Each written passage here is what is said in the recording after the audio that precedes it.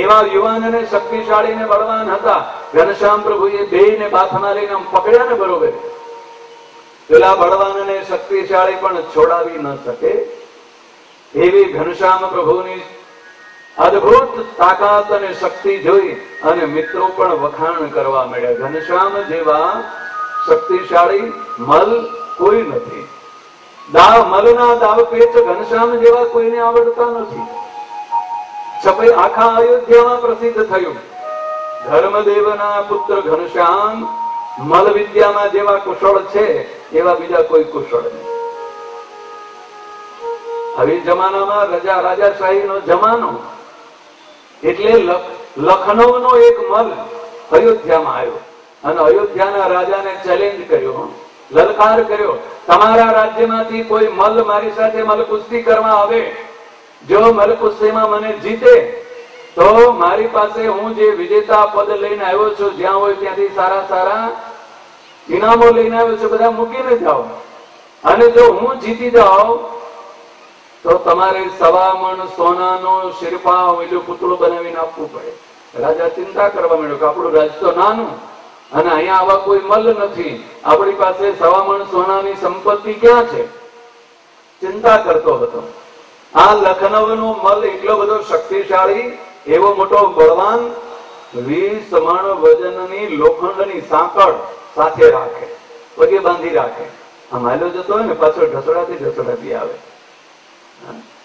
આ 20 મણ વજન વાળી લોખંડની સાંકળ એ કેવો હશે એટલે તો કલ્પના કરજો. સ્વામિનારાયણ ભગવાને વચનામૃતમાં એવું લખ્યું કે કોઈ માણસનો શસ્ત્ર જોવો, કોઈ માણસનું પગરખું જોવો અને એનું હથિયાર જોવો, એના પરથી ખબર પડે કે માણસ કેવો હશે. પેલો મહારાણા પ્રતાપના મ્યુઝિયમમાં જોવા જાઓ તો 80 કિલો વજનનો એનો બખ્તર, ભાલો અને ઢાલ બધું થઈને 80 કિલો વજન છે.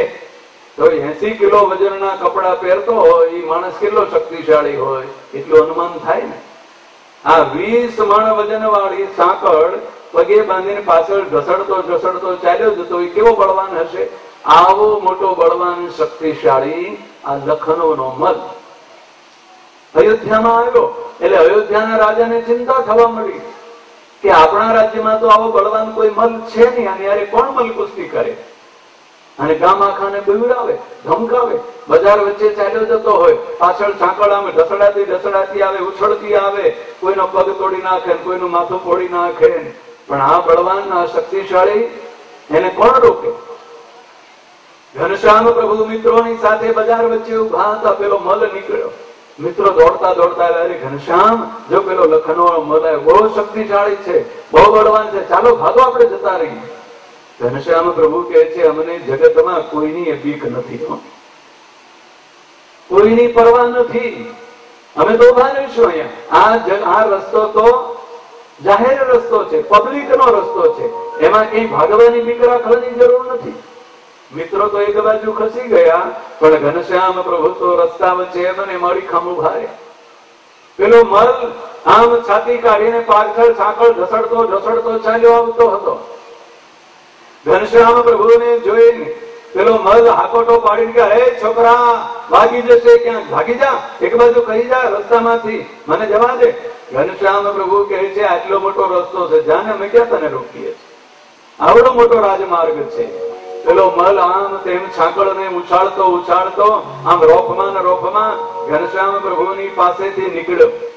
પાછળ સાંકળ ઢસડાતી આવતી હતી, ઉછળતી. હમણાં જાણે આમાં એક સાંકળનો મકોડો ઉછળશે અને કપાળમાં વાગશે ને ફૂટ થશે, લોહીની ધાર ફૂટશે, ક્યાંય ભાગી જશે. કેટલાયને આવું થયું, કેટલાયના માથા ફૂટી ગયા, કેટલાયના પગ તૂટી ગયા.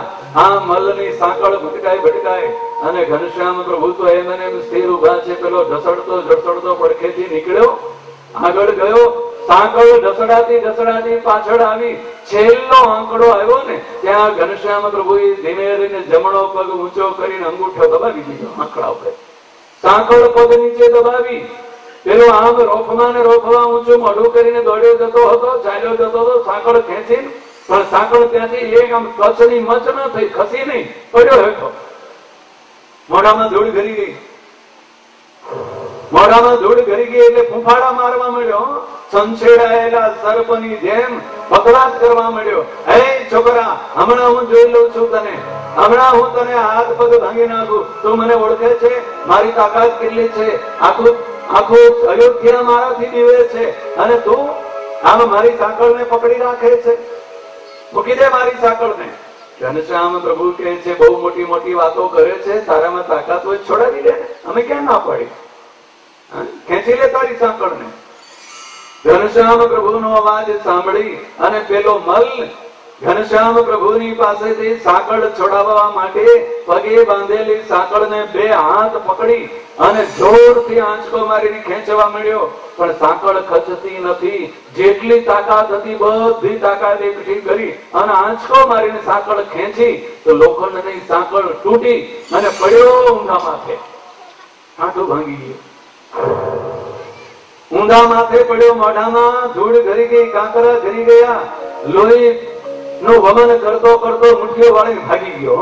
રાજાને કહેવા ન ગયો કે મને 100 મણ સોનાનું પૂતળું આપો. પરાજિત થયેલો મલ, લખનૌનો મલ ભાગી ગયો. રાજાને ખબર પડી, આપણા રાજ્યમાં આવેલો મલ કુસ્તી કરવા માટે વિજેતા બનવા આવેલો મલ, એને ધર્મદેવના પુત્ર ઘનશ્યામે પરાજિત કરીને ભગાડી મૂક્યો. એટલે રાજાએ ઢોલ ટીપાયું, ગામ ભેળું કર્યું.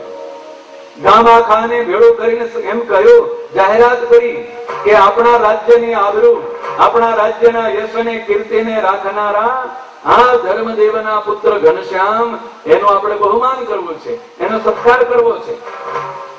ઢોલ ટીપાયું, નગારું ટીપાયું એટલે ગામ આખું ભેળું થયું.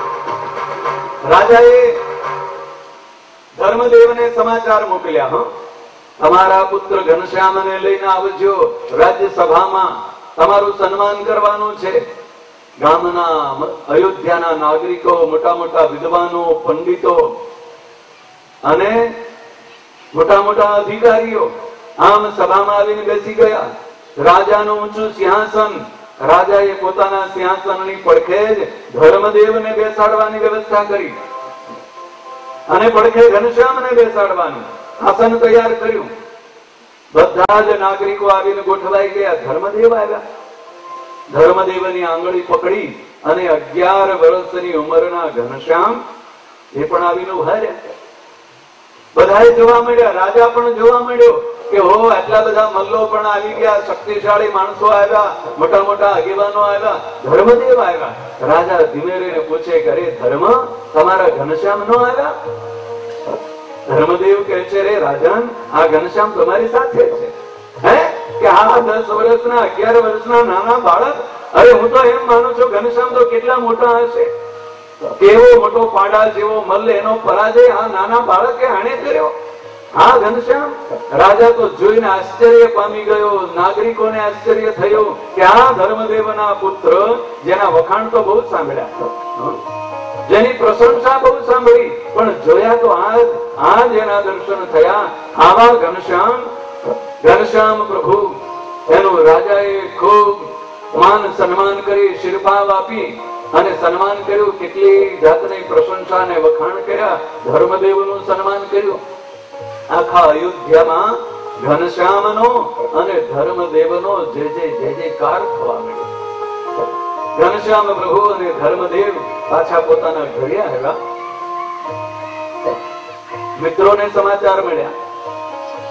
મિત્રોને ખબર પડી કે ઓ, ઘનશ્યામનું તો આવું બહુમાન થયું.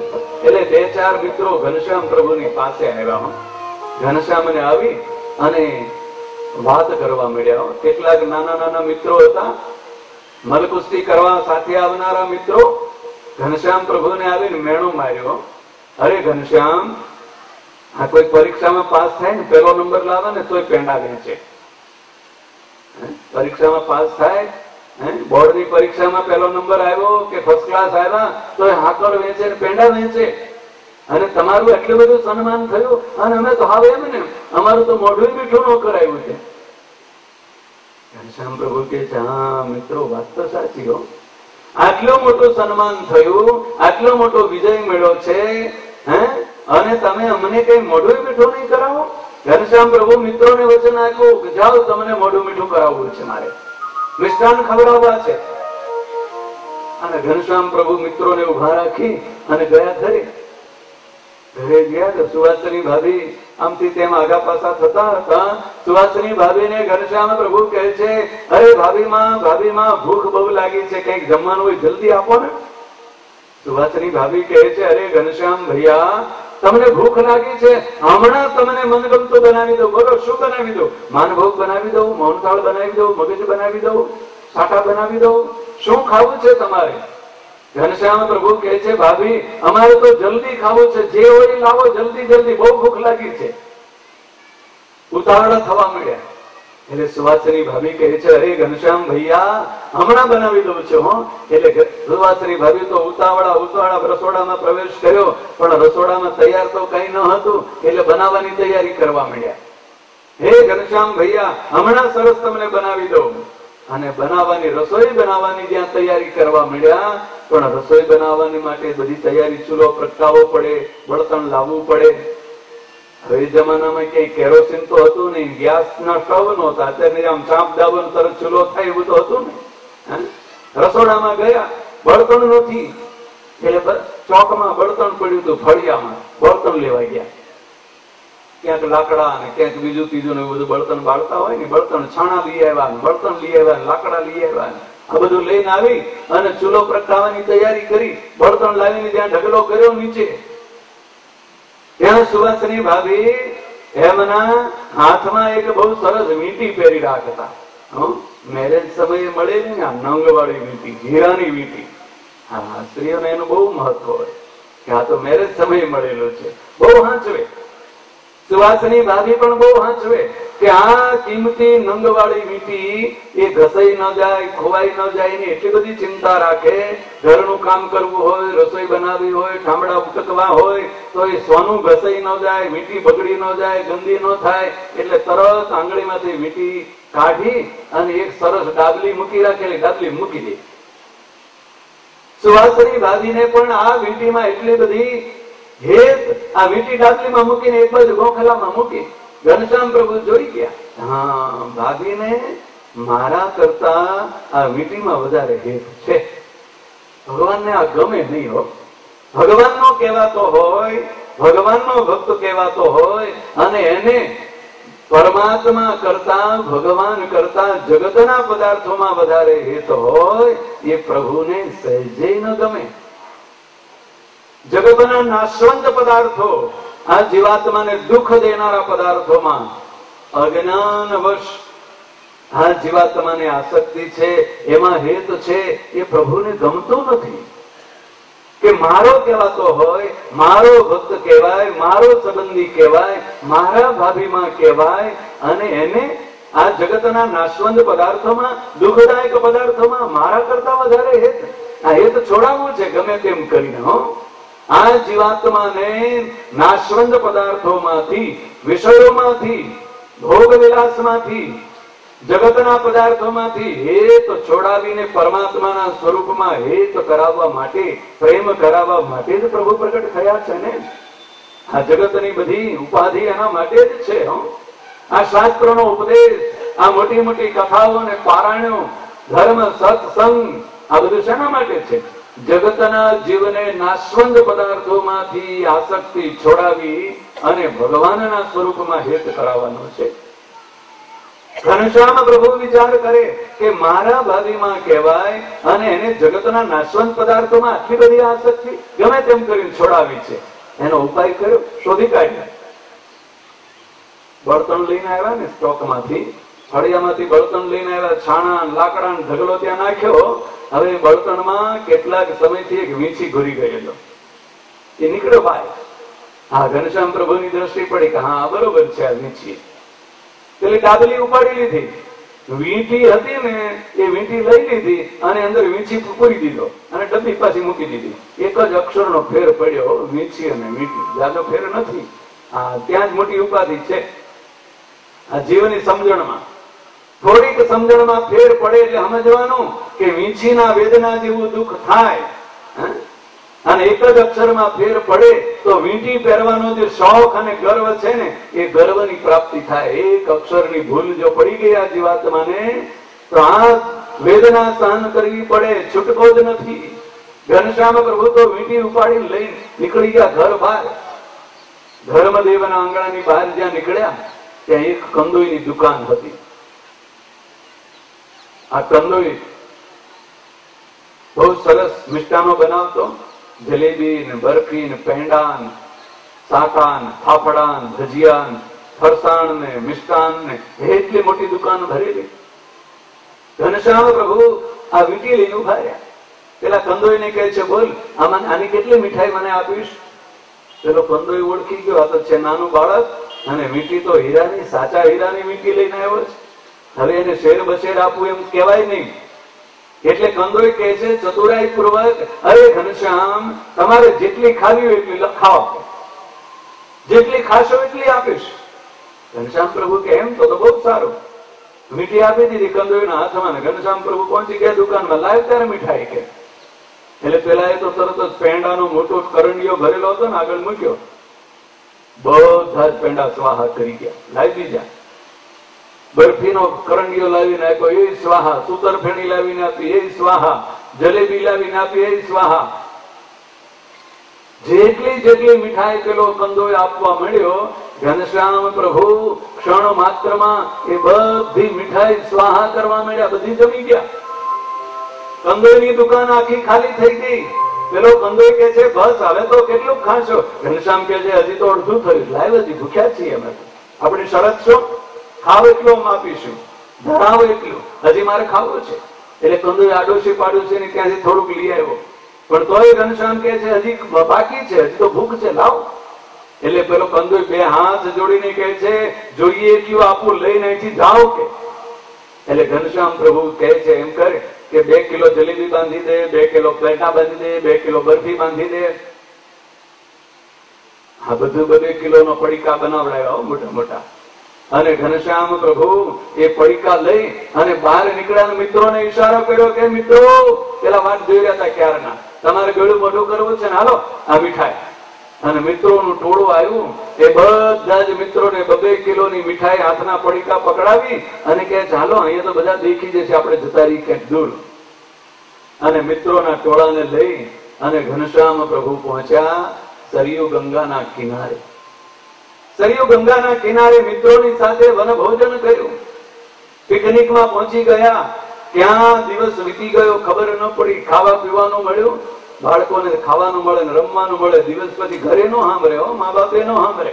જો રમવાનું મળે ને, મા બાપ ને મમ્મી ને પપ્પા ને બધાને ભૂલી જાય. રમવાનું મળ્યું અને ખાવાનું મનગમતું મળ્યું. આખો દિવસ વીતી ગયો. સુવાસની ભાભીએ રસોઈ તૈયાર કરી અને ઘનશ્યામ પ્રભુને શોધવા નીકળ્યા. ઘનશ્યામ ક્યાંય મળતા નથી. બપોરનો સમય વીતી ગયો, ઘનશ્યામ ક્યાંય મળતા નથી. સસરા ધર્મદેવ ભૂખ્યા થયા અને ભક્તિ માતા પણ ભૂખ્યા થયા. એટલે સુવાસની ભાભી કહે છે, અરે સાસુમાં તમે જમી લો ને, ઘનશ્યામ ભૈયા આવશે ને એટલે હું જમાડી દઈશ. ધર્મદેવ અને ભક્તિ દેવીને જમાડી દીધા. રામ પ્રતાપજી આવ્યા, એને જમાડી દીધા. અને રામ પ્રતાપજી જમીન બહાર નીકળ્યા. એટલે સુવાસની ભાભી વિચાર કરે, ઘનશ્યામ તો ક્યાં જતા રહ્યા, ક્યાંય મળતા નથી. આવશે ત્યારે જમાડીશું. લાવવાનું બધું હવે ચોખ્ખું કરી નાખું. થાંભલા બામડા ઉટકારી નાખ્યા અને રસોડું સાફ કરી નાખી પરવારી સુવાસની ભાભી બેસી ગયા. હવે કઈ નથી કામ, ઘનશ્યામ આવશે તો પડ્યું છે, જમાડી દઈશું. એટલે કામ પૂરું થઈ ગયું. સંધ્યા સમય થઈ ગયો. એટલે સુવાસની ભાભીને હવે થાંભલા ઉટકવાના કઈ માથે જવાબદારી નથી, રસોડું સાફ કરવાનું નથી. એટલે પેલી વીંટી યાદ આવી. એટલે ગોખલામાં ડબલીમાં મૂકી રાખેલી વીંટી ઉપાડી, તરત ડબલી ઉપાડી અને અંધારે અંધારે ડબલી ઉપાડી ઢાંકણું ખોડીને સીધી વીંટી પહેરવા ગયા. વીંટીના બદલે ભટકાણો વીંછી અને હાથમાં એવો કંખ માર્યો, રાડ પડી ગયા. હે માં, હે માં, હે માં, વીંછી કર્યો, વીંછી કર્યો, વીંટી ખોવાણી. રડતા રડતા ચીસો પાડતા પાડતા સુવાસની ભાભી બોલે છે. ભક્તિ માતા કહે છે, અરે સુવાસની શું થયું, બોલતો.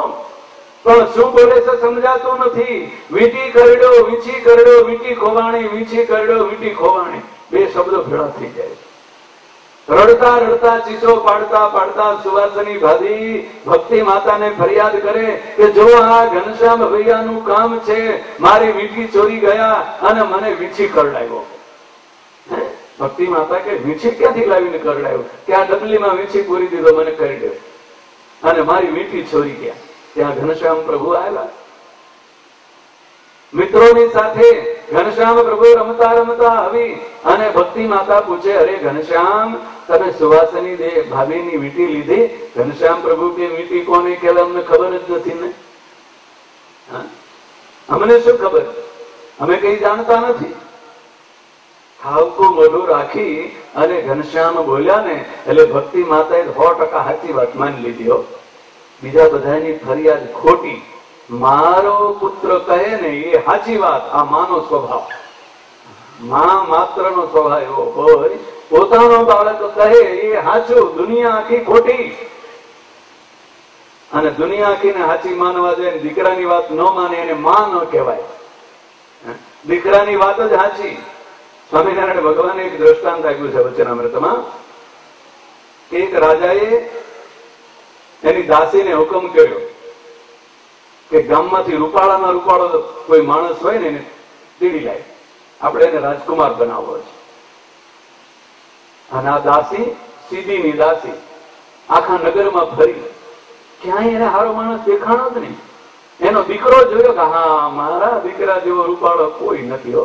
અને આ સીધી જોયો ને, સીધી જોયો છે ને પેલા આફ્રિકન આકડા વાળ ને કાળીઓ, એનું મોઢું જોવો તો ગમે નહીં, હુબ ચડે. હા, દાસી એને પકડીને લઈને આવી, રાજાની પાસે ઉભો રાખી કે છે આના જેવો રૂપાળો ગામમાં ગામમાં કોઈ નથી. હા, આનું નામ માં. દીકરો એ દીકરો, બીજા બધા જગતના વાહ. ભક્તિ માતા ઘનશ્યામ પ્રભુના શબ્દો સાંભળી અને સુવાસિનીને કહે છે કે ઘનશ્યામ તો કઈ જાણતા નથી, તું એનું નામ ન દઈશ. સુવાસિની કે ભરાણા સાસુમાં દિયરના પક્ષમાં ભર્યા એટલે હવે ઘરમાં ઝઘડો થાય, ક્લેશ થાય એટલે સુવાસિની તો રડવા જ મળ્યા કે મારી વીંટી ગઈ તો વીંટી તો ગઈ, પણ આ વીંછી કરડ્યો એની તો વેદનાનું કંઈક કરો. ઘનશ્યામ પ્રભુ ધીમે રહીને આવીને કહે છે સુવાસની ભાભીને, અરે ભાભી માં તમને આટલી બધી જગતના પદાર્થોમાં આસક્તિ કેમ છે? એ છોડી દો તો આ વીંછીની વેદના દૂર થાય.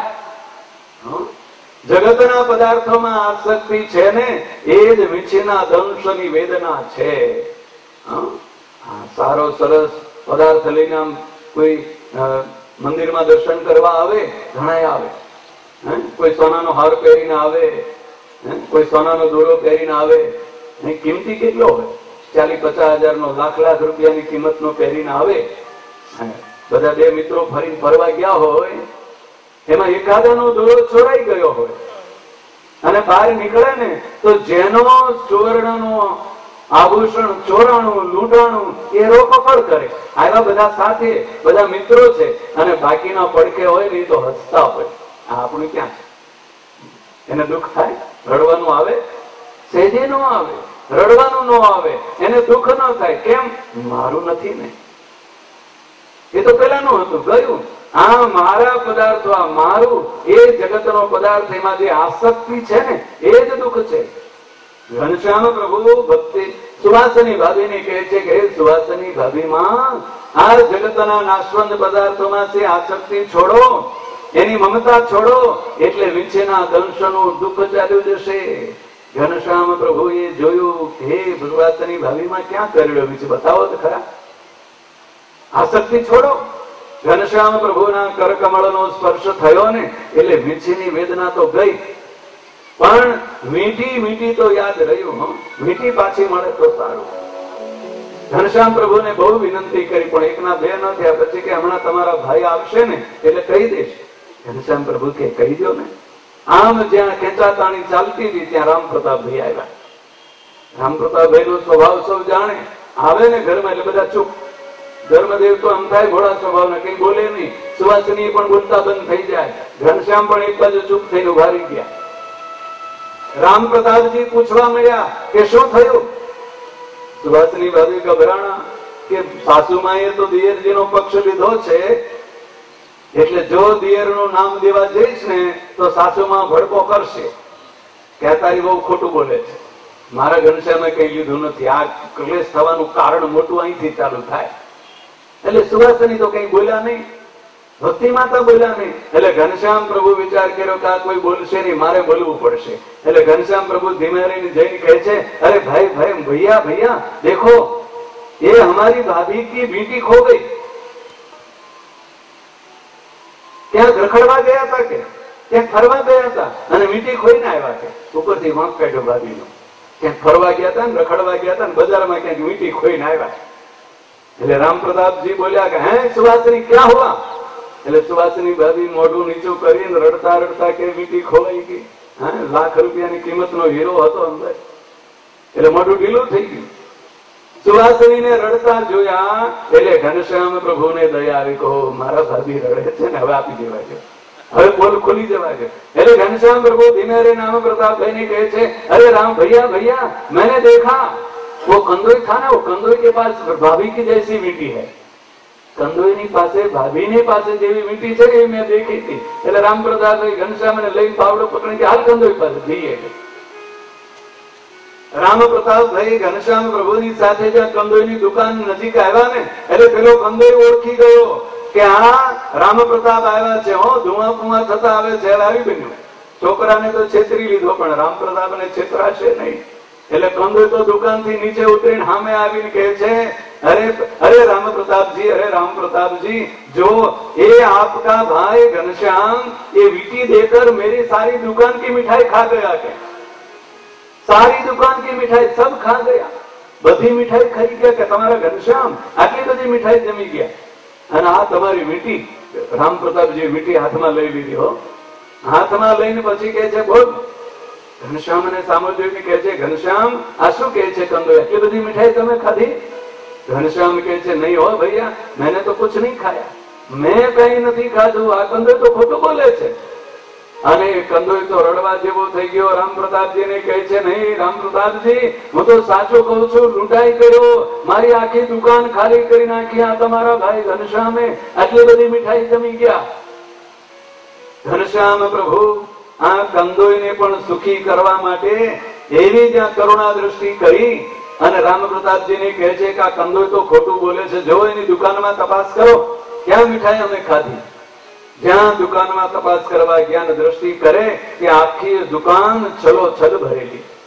જેટલા કરંડિયા મીઠાઈના ભરેલા હતા એમાંથી એક પણ ચોસડું ઓછું થયું નથી, એક પણ નંગ ઓછું થયું. આખી ભરેલી દુકાન જોઈ કંદોઈ તો નાચવા મળ્યો.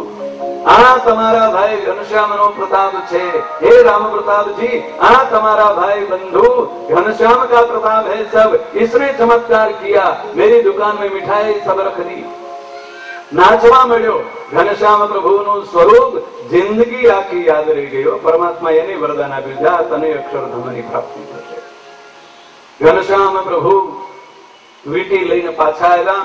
રામ પ્રતાપજી સુવાસનીને વીટી આપી દીધી અને ઘનશ્યામ પ્રભુ કહે છે કે સુવાસની ભાભીમાં જગતના નાશવંત પદાર્થોમાં આટલી બધી આસક્તિ છોડો. હવે આ વીટી પહેરવાનું બંધ, એમાં આસક્તિ ન જોઈએ. મારા ભાભી થવું હોય તો જગતના પદાર્થોમાંથી આસક્તિ છોડો, વિષયોમાંથી આસક્તિ છોડો, ધનમાંથી આસક્તિ છોડો. ભગવાનના ભક્ત થવું હોય, ભગવાનના સંબંધ રાખવો હોય પરમાત્માની સાથે તો જગતના નાશવંત પદાર્થોમાંથી આસક્તિ છોડી અને પરમાત્માના સ્વરૂપમાં હેત અને પ્રેમ જેને થાય એને આ સંસારને છોડી અને પરમાત્માના ધામની પ્રાપ્તિ થાય.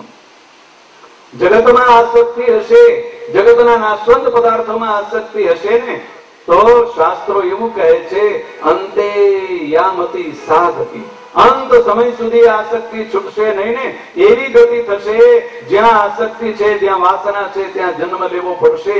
નહીં સ્વર્ગમાં જવા મળે, નહીં નરકમાં જવા મળે, નહીં ભગવાનના ધામમાં જવા મળે. પુત્રમાં આસક્તિ હશે ત્યાં પુત્રને ત્યાં જન્મ લેવો પડશે. ધનમાં આસક્તિ હશે તો ક્યાંક જ્યાં ધન સંગ્રહી રાખ્યું છે, જ્યાં ધન બેલેન્સ કર્યું છે, બેંકમાં મૂક્યું છે તો બેંકમાં, અને ઘરમાં હંગર્યું છે તો ઘરમાં, પ્લોટોમાં હંગર્યું છે પ્લોટોમાં, બંગલામાં હંગર્યું છે તો બંગલામાં. જ્યાં બંગલા મોટા મોટા બંધાવીને રાખ્યા હશે ત્યાં કાં તો પુત્રો કે બિલાડો થવું પડશે, કાં તો સર્પ થવું પડશે, કાં તો દીકરાને ત્યાં દીકરો થવું પડે. કાઠિયાવાડમાં ડોહો મરી જાય ને, 80-90 વર્ષનો ડોહો મરી જાય એટલે જગતમાં એવું કે વાત એવી કરે, એનો શબ્દ એવો છે, કે બાપા પાસા થયા. પાસા થાય ન સ્વર્ગમાં જવા મળે, ન ભગવાનના ધામમાં જવા મળે તો શું થાય? પાસા થયા. પાછા થયા પછી પાછો થાય તો ભૂતે થાય ને પ્રેતે થાય ને દીકરાને ત્યાં દીકરો થાય. આ જગતમાં જ્યાં વાસના આસક્તિ હોય ત્યાં જીવને જવાનું પ્રાપ્ત થાય. પરમાત્માના સ્વરૂપમાં જો પ્રેમ હોય, પરમાત્માના સ્વરૂપમાં જો આ જીવાત્માને સ્નેહ બંધાઈ ગયો તો એ પરમાત્માનું અવિનાશી એવું જે અક્ષરધામ, એ અક્ષરધામની પ્રાપ્તિ થાય. જો ધન સંપત્તિ સત્તા અને વૈભવમાં યશ અને કીર્તિમાં આસક્તિ છે તો ત્યાં જ રહેવાનું થાય. સ્વામિનારાયણ ભગવાન વચનામૃતમાં એમ કહે કે આગી ગ્રહીનો કઈ મેળ નથી. ભગવાનના ધામમાં કોણ જાય? જેને ભગવાનના સ્વરૂપમાં અસાધારણ પ્રીતિ, એ ભગવાનના ધામનો અધિકારી. અને જેને જગતના પદાર્થોમાં હેત, કોઈને માન મેળવવું છે, કોઈને સન્માન મેળવવું છે, કોઈને યશ અને કીર્તિમાં હેત છે, કોઈને નામનામાં હેત છે, કોઈને ધનમાં, કોઈને સંપત્તિમાં, કોઈને પુત્રમાં, કોઈને કલત્રમાં હેત, તો ત્યાં જાય. જ્યાં હેત બંધાણું ત્યાં જીવને જવાનો વારો આવે. પદાર્થોમાં હેત બંધાય છે એવું નહીં, એટલે એને નામના મેળવી છે. બસ મારે આટલું બધું સત્કર્મ કરવું છે, આટલા બધા લોકોને સુખી કરી દેવા છે, આટલા બધા લોકોને મારા ચેલાઓ બનાવી દઉં. જગત છોડ્યું, ઘર છોડ્યું તો આ આસક્તિ થાય. એટલા બધાને ચેલાઓ બનાવી દઉં, એટલા બધાને કંઠીઓ બાંધી દઉં, મારું કેવું માને, મારા જ ચરણમાં નમસ્કાર કરે, મને ભેટ આપે, મને દક્ષિણા આપે. આ ચેલા બનાવવાની લાલચ, ઘર બાર કુટુંબ પરિવાર છોડીને ભગવી ચુંદડી પહેરીને બેસી ગયા હોય, એને આ આસક્તિ તો ત્યાં રહેવું પડે. ભગવાનના ધામમાં પ્રેમ ન હોય, પરમાત્માના સ્વરૂપમાં શ્રેષ્ઠ ન હોય, જગતનો માન સન્માન મેળવવાનું, મોટાઈ મેળવવાનું, ગુરુપદ મેળવી લેવામાં હેત હોય, ધન સંપત્તિ મેળવવામાં હેત હોય તો ત્યાં જાય. જેમાં આસક્તિ છે ત્યાં આ જીવાત્માની ગતિ થાય. એ સનાતન નિયમ છે. એટલે પરમાત્મા કહે છે જે મારો બને, મારો જે સંબંધને પામે, એ જગતના પદાર્થ માત્રની, જગતના વિષય માત્રની આસક્તિને વાસના છોડી અને મારા સ્વરૂપમાં જો જોડાય તો હું એને મારા અક્ષરધામમાં તેડી જાઉં. અને એ અક્ષરધામ, અવિનાશી એવા ધામમાં આપણે જવું છે. અને એ પરમાત્માના સ્વરૂપમાં અસાધારણ પ્રીતિ થાય એવી પરમાત્માને આપણે પ્રાર્થના કરીએ. આપણું મન, આપણું દિલ શુદ્ધ હશે, સ્વચ્છ હશે તો પરમાત્માના સ્વરૂપમાં અસાધારણ પ્રીતિ થશે, તો અક્ષરધામની પ્રાપ્તિ થશે. એવી પ્રીતિ થાય એવી પરમાત્માના ચરણોમાં પ્રાર્થના વંદન સાથે, પ્રભુના નામ સાથે આપણે કથાને વિરામ આપીશું. બોલો સ્વામિનારાયણ ભગવાનની જય. સ્વામિનારાયણ સ્વામિનારાયણ દેવની જય. શ્રીમદ સત્સંગી જીવન ધર્મશાસ્ત્રમાં શતાનંદ મુનિ ભગવાન શ્રી હરિ મહાપ્રભુના દિવ્ય ચરિત્રોનું વર્ણન કરે છે. સુરત નામના મહામુનિ પ્રતાપસિંહ રાજાને જગન્નાથપુરી જેવા પવિત્ર તીર્થ ક્ષેત્રમાં તેની કથા સંભળાવતા કહે છે.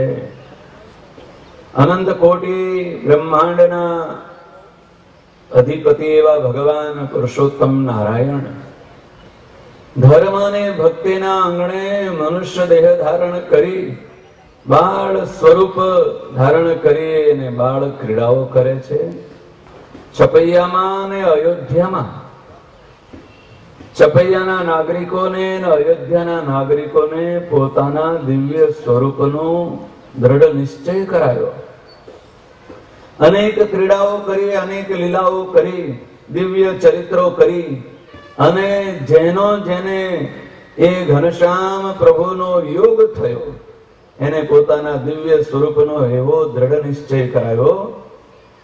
સંસારની વાસનાઓ છૂટી ગઈ, જગતના પદાર્થોમાંથી આસક્તિ છૂટી, મોહ માયા અને મમતા છોડી અને પરમાત્માના સ્વરૂપની ઓળખાણ થઈ, ઘનશ્યામ પ્રભુના સ્વરૂપની ઓળખાણ થઈ.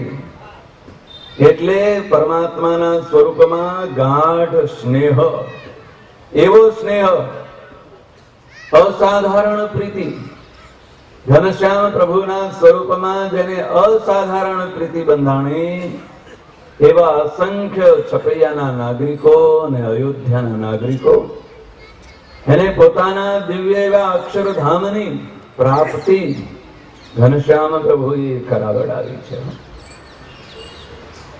અયોધ્યામાં તો જ્યાં જ્યાં ઘનશ્યામ પ્રભુ પગલા મૂકે છે ને ત્યાં મોટા મોટા જ્ઞાની તપસ્વી, કોઈ મોટા ધ્યાનનિષ્ઠ સાધુ મહાત્મા, ત્યાગી વૈરાગી એ ઘનશ્યામ પ્રભુ એના મુખની વાણી સાંભળે, ઘનશ્યામ પ્રભુના જ્ઞાનની વાતો સાંભળે અને સાક્ષાત પરમાત્માના સ્વરૂપનો સાક્ષાત્કાર થાય એવી વાત ઘનશ્યામ પ્રભુ કહે છે. ધર્મ પિતાની સાથે દરરોજ સરયુ ગંગામાં સ્નાન કરી અને અયોધ્યાના પ્રસિદ્ધ મંદિરોમાં ધર્મ દાદા દર્શન કરવા જાય છે. ઘનશ્યામ પ્રભુ સાથે જાય. ક્યાંક કથા વંચાતી હોય, ક્યાંક સત્સંગ થતો હોય તો ધર્મદેવને રુચિ ભગવાનની વાત થતી હોય, શાસ્ત્રનું પઠન પાઠન થતું હોય તો એને સાંભળવા બેસે. ક્યાંક ભગવદ વાર્તા થતી હોય, સત્સંગ થતો હોય, શ્રીમદ ભાગવત કે રામાયણ એની કથાઓ થતી હોય તો ધર્મદેવ સાંભળવા બેસે અને નાનકડા એવા 11 વર્ષના ઘનશ્યામ પણ પિતાજીની સાથે એ સભામાં બેસી જાય અને પ્રેમપૂર્વક સત્શાસ્ત્રોનું શ્રવણ કરે, એનું મનન કરે અને અર્થનો વિચાર કરે. એવા ઘનશ્યામ પ્રભુ ક્યાંક શાસ્ત્રની ચર્ચા થતી હોય, આત્માને પરમાત્માની વાતો થતી હોય, આ જીવાત્માને આત્યંતિક મોક્ષની પ્રાપ્તિ કેમ થાય તો મોટા મોટા વિદ્વાનો પંડિતો જ્યાં ગૂંચવાઈ પડે ત્યાં ઘનશ્યામ પ્રભુ આ મોટા મોટા વિદ્વાનોને, સંત મહાત્માઓને, પંડિતોને પણ એ તત્વજ્ઞાનની સરળ વાત સમજાવે. એવી સરળતાથી વાત સમજાવે છે, શાસ્ત્રના અર્થ કહી સમજાવે, વેદ અને ઉપનિષદોના વાક્યોના અર્થ ઘનશ્યામ પ્રભુ સરળતાથી સમજાવે છે. ગીતા અને ભાગવતના શ્લોકો પિતા પાસેથી ભણ્યા છે, તેને કંઠસ્થ કરી રાખ્યા છે, એના અર્થ સમજાવે. અને ઘનશ્યામ પ્રભુની વાત સાંભળી અને મોટા મોટા વિદ્વાનો હતા ને કેટલીક મોટી ઉંમર વાળા એવા પંડિતો, સાધુ મહાત્માઓ આ ઘનશ્યામ પ્રભુની અલૌકિક અને મધુર વાણી સાંભળી અને મનોમન એમ વિચાર કરે છે કે આ ધર્મદેવના પુત્ર ઘનશ્યામ એ કોઈ સાધારણ મનુષ્ય નથી, કોઈ સાધારણ દેવ નથી. આ તો સાક્ષાત આપણા ઈષ્ટદેવ મર્યાદા પુરુષોત્તમ પ્રભુ રામ તો નથી આવ્યા ને. પ્રભુ રામ એના જેવું જેનું સ્વરૂપ છે અને પ્રભુ રામના જેવું જેની વાણી મીઠી લાગે છે એટલે આ ધર્મદેવના પુત્ર ઘનશ્યામ એ સાક્ષાત પરમાત્માનું જ સ્વરૂપ છે. એમ ઘનશ્યામ પ્રભુના સ્વરૂપનો નિશ્ચય જે જે ઘનશ્યામ પ્રભુના યોગમાં આવ્યા છે એવા સૌને, સગા સંબંધીઓને, કુટુંબીઓને, ધર્મને, ભક્તિને અને છપૈયાના નાના નાના બાળકોને, સુખનંદન, વેણી માધવ અને પ્રાગ વગેરે નાના નાના બાળકોને હા ઘનશ્યામ એ તો સાક્ષાત આપણા તારણહાર છે. ઘનશ્યામ પ્રભુનો આશ્રય કરીશું, ઘનશ્યામ પ્રભુનું શરણું મળશે એટલે આપણે જગતમાં સર્વત્ર નિર્ભય. ભય માત્ર જેનો ટળી ગયો છે એવા નિર્ભય બની ગયેલા છપૈયાના બાળકો અને છપૈયાના નાગરિકો, સ્ત્રીઓ એ સૌને હૃદયમાં એવો આનંદ છે.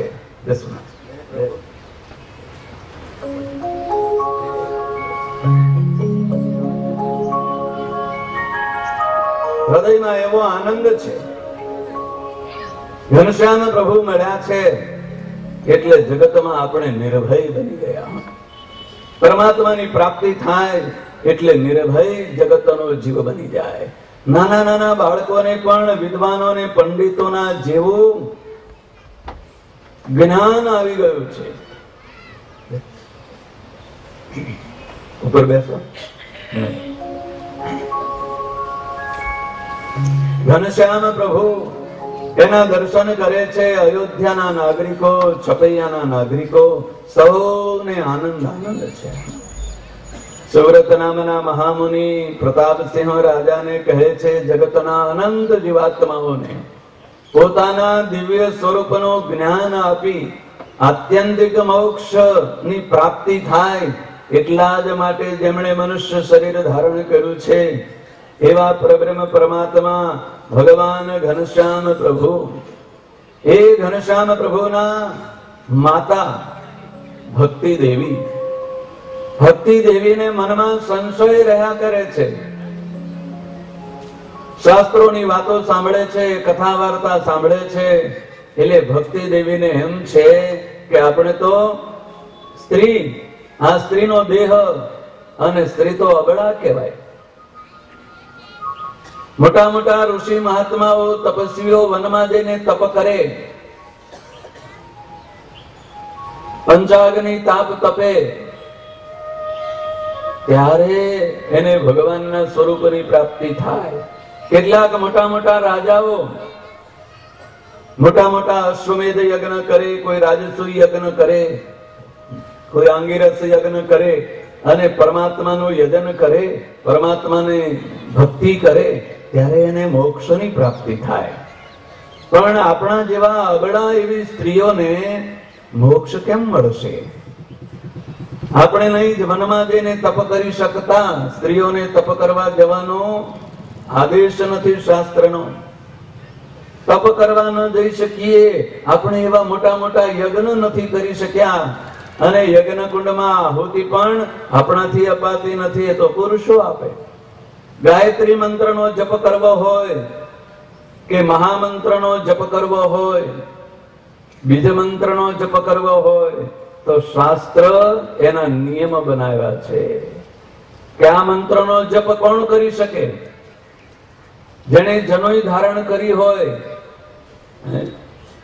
યજ્ઞોપવિત ધારણ કર્યું હોય, ત્રિકાળ સંધ્યા વંદન કરતો હોય, એનાથી જપ થાય. અને ત્રિકાળ સંધ્યા વંદન ન કરતો હોય, જનોઈ ધારણ ન કર્યું હોય અને એ મહામંત્રનો કે બીજ મંત્રનો જપ કરવા માંડે તો ઉપરથી અપરાધ થાય. અપરાધ થાય. સત્કર્મના પુણ્યને ફળને મળવાને બદલે અપરાધની પ્રાપ્તિ થાય. સંદાસ જવા ગયો હોય અને હાથે ન ધોવે ને નાહે નહીં અને સીધો ઠાકોરજીનો થાળ ધરવા જાય, એની શું દશા થાય? આ સાદો અર્થ સમજણ પડે છે ને? સંદાસ જવા ગયો હોય, હાથે ન ધોવે. હા, સ્વામિનારાયણ સંપ્રદાયના નિયમ પ્રમાણે તો ન ધોવે, પણ જગત પ્રમાણે ધોવે ને, એ ન ધોવે. સ્વામિનારાયણ ભગવાને તો આજ્ઞા કરી કે 11 વખત એક હાથ ધોવો, 7 વખત 2 હાથ ભેળા કરીને ધોવા. એ તો ન ધોવે, પણ જગતમાં તો ધોતા હોય ને લોકો, એ ન ધોવે. અને એમને એમ સીધો ઠાકોરજીનો થાળ લઈને કે લ્યો મહારાજ જમજો. હવે મહારાજ જમે? આ વિચાર કરજો. તો એના જેવી સ્થિતિ આ જગતના જીવની છે. બીજ મંત્રનો જપ કરવો હોય, એનું અનુષ્ઠાન કરવું હોય તો વેદોનો નિયમ છે, શાસ્ત્રનો નિયમ છે. ઉપનયન સંસ્કાર પ્રાપ્ત કરવા પડે, જનોઈ ધારણ કરવી પડે.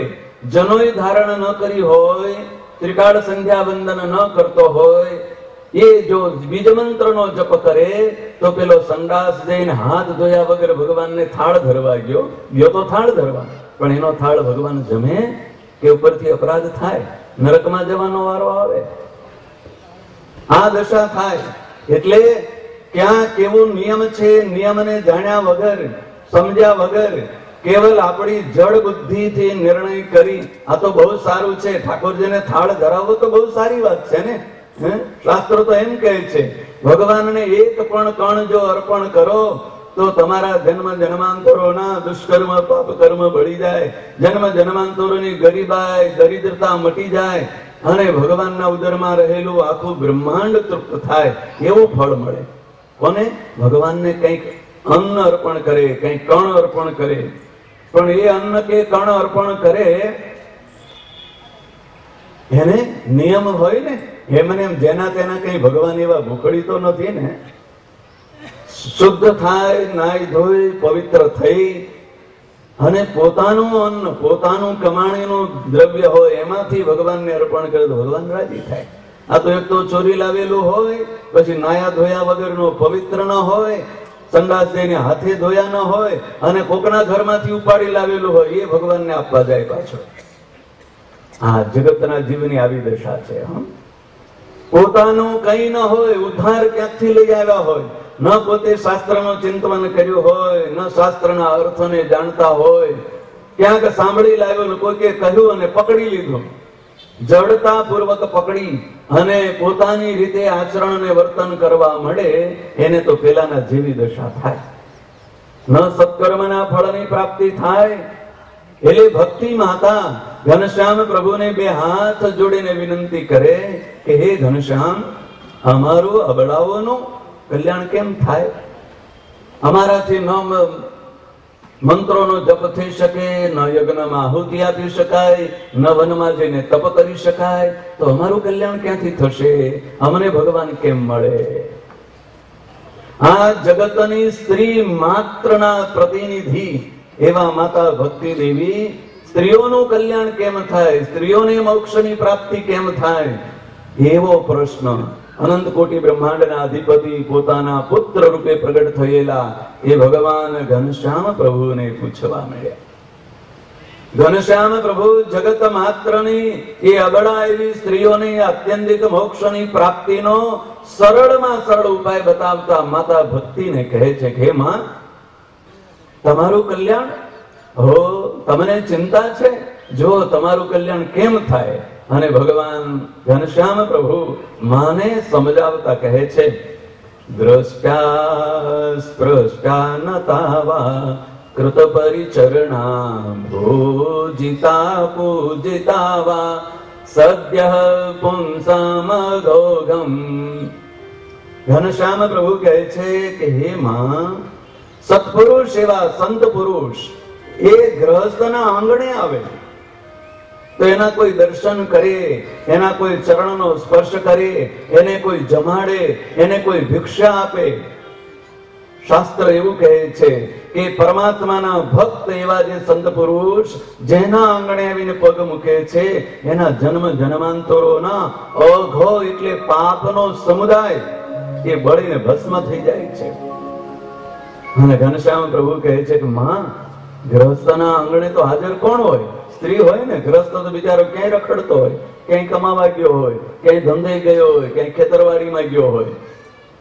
અને આવા કોઈ સંત આવે, એના દર્શન તમને થાય, એને તમે ભિક્ષા આપો છો, એને તમે જમાડો છો, એના તમે સ્પર્શ કરો છો, વંદન કરો છો, એની વાત તમે સાંભળો છો, એનો સત્સંગ કરો છો, એટલે તમારા સત્કર્મનો એ સંત પુરુષોના સમાગમનું જે ફળ અને એ સમાગમના ફળના પરિપાક રૂપે તમને તત્કાળ મોક્ષની પ્રાપ્તિ થાય, એમાં સંશયનું કોઈ સ્થાન જ નથી. અને શાસ્ત્ર એવું કહે છે, સ્ત્રી એ પુરુષની ધર્મ પત્ની કહેવાય અને અર્ધાંગીની. ધર્મમાં અડધો અડધ ભાગ પુરુષ કઈ સત્કર્મ કરે, પુણ્યકર્મ કરે, યજ્ઞ કરે, હોમ કરે, હવન કરે, જપ કરે, તપ કરે, દાન કરે, વ્રત કરે, એ બધાયમાં ધર્મ પત્નીનો અડધો અડધ ભાગ એના ખાતામાં લખાઈ જ જાય. અને પાછી કહેવાય છે ધર્મ પત્ની, હો, અધર્મ પત્ની નહીં. પુરુષ કઈ અધર્મ કરે, પાપ કર્મ કરે, કાળા ધોળા કરી નાણાં ભેળા કરી આવે, એનું એકલું પુરુષને ભોગવવું પડે, એમાં સ્ત્રીને કઈ લેવા દેવા નથી. યાદ રાખજો, એનો ભાગ ન મળે એટલે પેલાનો તો બાદ બાકી થઈ જાય, માઇનસ થવા મળે. હો, હા, સત્કર્મ કરે એનું ભેળો ભેળો કંઈક નું કંઈક આવું કરી લાવે ને એટલે માઇનસ થાય. અને સ્ત્રીઓને જે ભાગ મળ્યો એમાં માઇનસ તો થતો જ નથી, ઉપરથી પ્લસ થાય. શું કે સ્ત્રીઓ કઈ સત્કર્મ કરે, પુણ્યકર્મ કરે, ભગવાનનું ભજન કરે, એમાં પુરુષને કોઈ અર્ધાંગોનો કહેતા નથી. એમાં પુરુષનો કોઈ ભાગ નહીં, સ્ત્રીઓનો એકલાનો સ્વતંત્ર. એટલે ઉપરથી પ્લસ થતું જાય. અને શાસ્ત્ર એવું કહે છે સ્ત્રી છે ને એ તો અબળા છે, પુરુષને આધીન છે.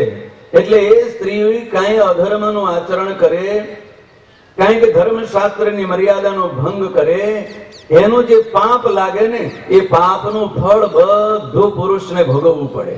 કારણ કે પુરુષને આધીન છે, ધર્મમાં રાખવાની જવાબદારી પુરુષની છે. એટલે પોતાની પત્નીને ધર્મમાં રાખવી, ધર્મમાં આનું અનુષ્ઠાન કરાવવું, પતિવ્રતા ધર્મનું પાલન કરાવડાવવું એ તો પુરુષના હાથની વાત છે. સ્ત્રી તો અબળા અને પરાધીન છે. એનાથી જે કઈ દોષ થાય, જે કઈ અપરાધ થાય એ બધા જ પાપનું ફળ પુરુષને ભોગવવું પડે. આ બીજું માઇનસ થયો. આવા કેટલાક માઇનસ પોઈન્ટ પુરુષને આવે અને સ્ત્રીઓને તો પ્લસ પ્લસ જ આવે છે. આ ઘનશ્યામ પ્રભુ કહે છે સત્સંગી જીવન શાસ્ત્રમાં, માતા ભક્તિ દેવીને કહે છે ઉપદેશ આપતા કે માં તમારા કલ્યાણની ચિંતા જ ક્યાં છે. આ હરિગીતાનો ઉપદેશ ભગવાન ઘનશ્યામ પ્રભુ માતા ભક્તિ દેવીને કહે છે. અને માતા ભક્તિ દેવીના બધા જ સંશયોને ઘનશ્યામ પ્રભુએ દૂર કર્યા. અને માતા ભક્તિ દેવીને હરિગીતાનો ઉપદેશ સાંભળી મનમાં જે શંકા હતી, સંશય હતો એ દૂર થયો.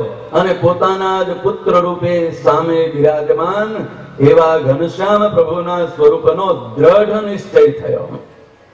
અચળ, ક્યારેય પણ ચલાયમાન ન થાય એવો દ્રઢ નિશ્ચય થયો. પરમાત્માના સ્વરૂપનો જેવો દ્રઢ નિશ્ચય થયો એટલે સંસારના પદાર્થ માત્રમાંથી, પોતાના દેહમાંથી પણ દેહાધ્યાસ છૂટી ગયો. શરીરમાં, દેહમાં કે જગતના પદાર્થોમાં ક્યાંય હવે રુચિ નથી, મન નથી, વૃત્તિ નથી. દેહાધ્યાસ છૂટ્યો એટલે પંચભૂતનો દેહ માતા ભક્તિ દેવીએ છોડી દીધો. દિવ્ય દેહ ધારણ કરી અને ઘનશ્યામ પ્રભુએ માતા ભક્તિ દેવીને પોતાની સેવામાં સ્વીકાર કરી રાખી લીધા. માતા ભક્તિ દેવીએ પંચભૂતના નશ્વર દેહનો ત્યાગ કર્યો. મોટા પુત્ર રામ પ્રતાપજીને આગળ કરી અને ધર્મદેવે સગા સંબંધી કુટુંબ પરિવારને બોલાવી અને ભક્તિ દેવીના શરીરના અંતિમ સંસ્કાર, અંતિમ વિધિ કર્યા. અંતિમ સંસ્કાર વિધિ કરી કેટલાક દિવસો સુધી શાસ્ત્રના નિયમ પ્રમાણે સતત પાળી અને ધર્મદેવે બ્રાહ્મણોને, ભિક્ષુકોને, યાચકોને દાનો આપ્યા, સગા સંબંધીઓને જમાડ્યા. અને હવે તો ધર્મ સંસારના પદાર્થ માત્રમાંથી આસક્તિ છોડી દીધી છે. ધર્મ પણ જગતના વિષયોમાંથી, વ્યવહારમાંથી વૃત્તિને પાછી વાળી અને ભગવાનના સ્વરૂપમાં જોડી દીધી છે. પરમાત્માના સ્વરૂપમાં જોડી દીધી છે. વ્યવહાર બધો મોટા પુત્ર રામ પ્રતાપજીને સોંપી દીધો છે કે હવે તમારે જેમ કરવું હોય તેમ કરજો. આ તમારા બે નાના ભાઈ ઘનશ્યામ અને ઈચ્છારામ, એને સાચવવાની તમારી જવાબદારી છે. અને પોતે નિવૃત્ત થઈ અને પરમાત્માનું ભજન કરવામાં જોડાઈ ગયા છે. આ જગતનો જીવ બધો જ વ્યવહાર, બધી પ્રવૃત્તિ છોડી અને પરમાત્માના સ્વરૂપમાં જોડાઈ જાય ત્યારે એને આત્યંતિક મોક્ષની પ્રાપ્તિ થાય. આ સમય એવો આવી ગયો છે કે બધું કામ, વ્યવહાર છોડી અને ભગવાનને પોતાના હૃદયમાં પધરાવવા માટે, પરમાત્માના સ્વાગત સન્માન કરવા માટે તૈયાર થઈ જવાનું છે. થોડીક ક્ષણોમાં આપણા ગામમાં, આપણી સભામાં, આપણા સંપ્રદાયના ધર્મ ધોરણ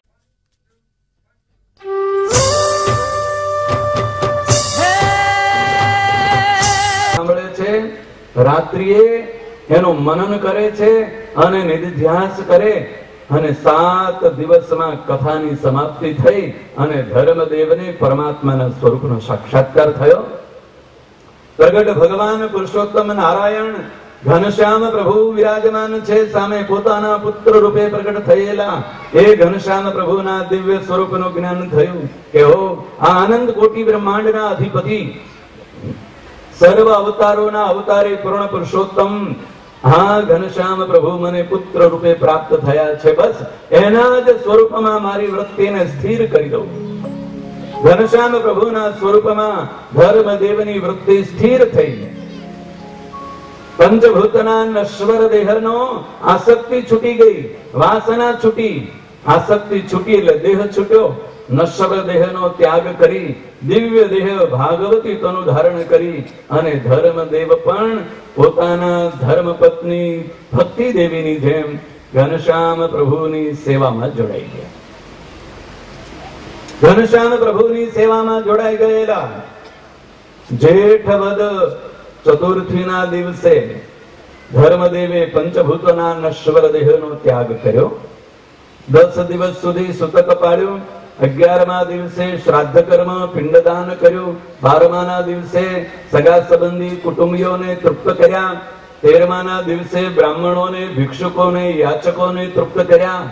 અને 14માના દિવસે કેટલાક ધર્મ દેવની પાછળ રામ પ્રતાપજીએ, ઘનશ્યામ પ્રભુએ અને ઈચ્છારામજીએ સત્કર્મો કર્યા. પુણ્યદાન કર્યું. ભિક્ષુકોને, બ્રાહ્મણોને દાનો આપ્યા. ભગવાનના સ્વરૂપનું પૂજન અને અર્ચન કર્યું. અને પિતાના અસ્થિ ફૂલને સરયુ ગંગામાં પધરાવ્યા. અને ત્યાંથી પોતાની માતૃભૂમિ એવી છપૈયામાં નારાયણ સરોવરમાં કિનારે પણ ધર્મદેવ અને ભક્તિ માતાના અસ્થિ ફૂલને પધરાવી શોક નિવૃત્તિ કરી. સુવ્રત નામના મહામુનિ પ્રતાપસિંહ રાજાને કહે છે, અનંત જીવાત્માઓને પોતાના સ્વરૂપનું જ્ઞાન આપવા માટે જેમણે મનુષ્ય શરીર ધારણ કર્યો છે એવા પરબ્રહ્મ પરમાત્મા ભગવાન પુરુષોત્તમ નારાયણ ઘનશ્યામ સ્વરૂપે ધર્મદેવના આંગણે હતા. હવે સંકલ્પ કર્યો કે આ મનુષ્ય દેહ પ્રાપ્ત કરાવનાર માતા પિતા માતૃ ઋણ અને પિતૃ ઋણમાંથી હવે મુક્ત થયો. માતા પિતાની સેવા કરી, માતા પિતાને સુખી કર્યા. હવે તો જગતના અનંત જીવાત્માઓને, કરોડ જીવાત્માઓને આ સંસારના મોહ પાશથી છોડાવી અને મારા દિવ્ય અક્ષરધામમાં તેડી દેવા છે. એવું અવિનાશી સુખ આપવું છે. એવું અવિનાશી સુખની પ્રાપ્તિ કરાવવા માટે મારા સ્વરૂપનું જ્ઞાન આપવું પડશે. મારા સ્વરૂપને ઓળખશે તો જ મારા ધામમાં આવશે ને. એમને એમ કેમ આવશે? આમંત્રણ આપી દીધી કઈ લોકો આવતા નથી હો. એને એડ્રેસ આપવું પડે ને કે અમે અહીંયા આ ફલાણી જગ્યાએ પ્રસંગ રાખ્યો છે, ત્યાં પ્રસાદ લેવા આવજો. એમને ફોન કરજો 50 જણાને કે અમે સપ્તાહ રાખી છે, આવી જજો આવી જજો. ક્યાં આવે? સરનામું આપવું પડે કે અમે લક્ષ્મીનારાયણ જીનમાં મંડપમાં રાખ્યું છે ને અહીંયા જમણવાર રાખ્યું છે ને કડી ગામમાં રાખ્યું છે. આવું કેવું પડે ને. તો કોઈક આવે, મહેમાનો આવે, સગા સંબંધીઓ આવે, સ્નેહીઓ આવે. એમ અનંત જીવાત્માઓને પોતાના દિવ્ય ધામમાં તેડી જવા છે. એવા અવિનાશી ધામમાં તેડી જવા છે. જે ધામને ભગવાન શ્રી કૃષ્ણ ગીતામાં એમ કહે કે ન તદ ભાસયતે સૂર્યો ન શશાંકો યદ ગતવાન નિવર્તન્તે તદ્ધામ પરમં મમ. પરમધામ એવું જે પરમાત્માનું અવિનાશી પરમધામ, જ્યાં ગયેલો જીવાત્મા પાછો આવતો નથી એવું ધામ હો. અવિનાશી ધામ જ્યાં કોઈ પણ પ્રકારનો ભેદ નથી.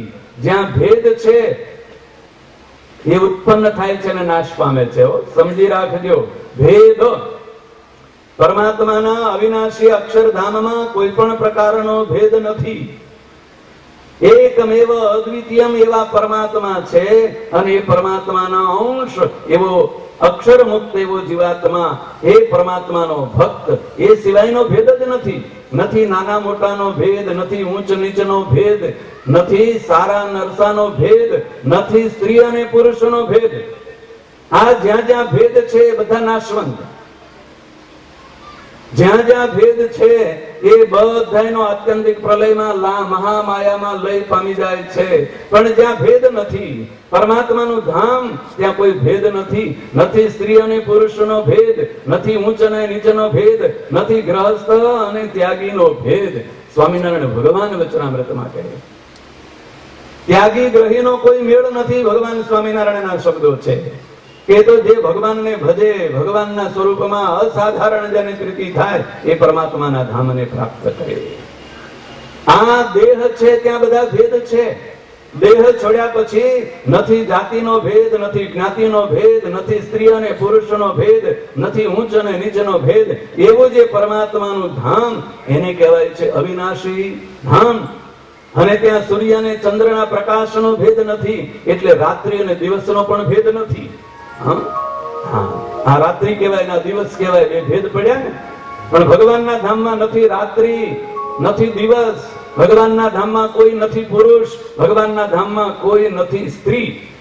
સ્ત્રી અને પુરુષનો ભેદ હોય, રાત્રિ અને દિવસનો ભેદ હોય, ઊંચ અને નીચનો ભેદ હોય, નાના અને મોટાનો ભેદ હોય, એ બધા જ મહામાયામાં લય પામી જાય.